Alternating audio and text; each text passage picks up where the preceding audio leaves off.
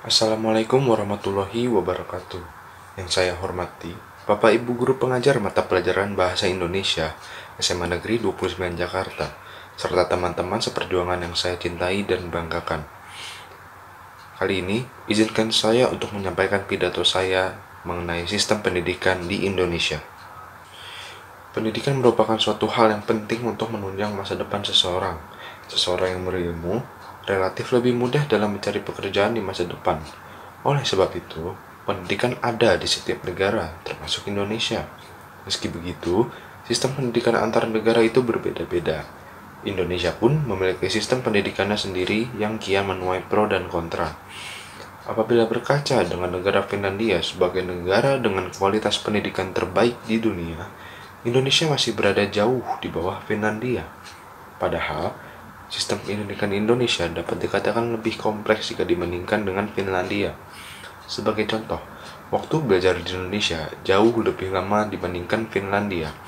Finlandia juga memiliki sistem pembelajaran yang lebih santai ketimbang Indonesia, di mana setiap 45 menit belajar, para peserta didik akan mendapatkan waktu istirahat selama 15 menit. Wajib belajar di Finlandia juga hanya 9 tahun, berbeda dengan Indonesia yang mewajibkan belajar selama 12 tahun. Sekolah di Finlandia juga tidak memberikan atau hanya memberikan sedikit PR kepada siswa-siswinya.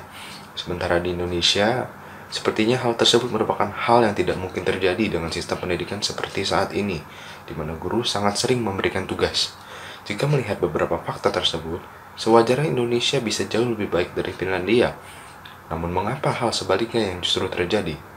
Meski sistem pendidikan Finlandia jauh lebih sederhana dibandingkan Indonesia, kualitasnya sangat baik, bahkan sangat jauh dari Indonesia.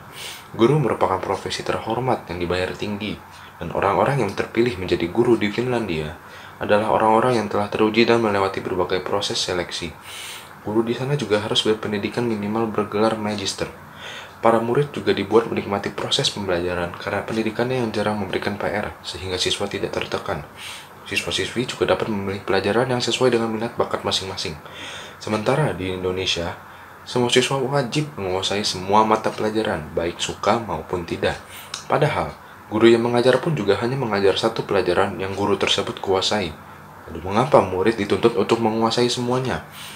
Apabila Kementerian Pendidikan di Indonesia berani dalam mengambil tindakan dan melakukan perombakan sistem pendidikan di Indonesia, seharusnya negara ini bisa memiliki sistem pendidikan yang lebih baik dengan mementingkan kualitas dibandingkan kuantitas. Menurut saya, penyederhanaan pendidikan itu diperlukan agar meski materi yang diajarkan tidak sebanyak sekarang, materi akan memiliki kualitas yang lebih bagus.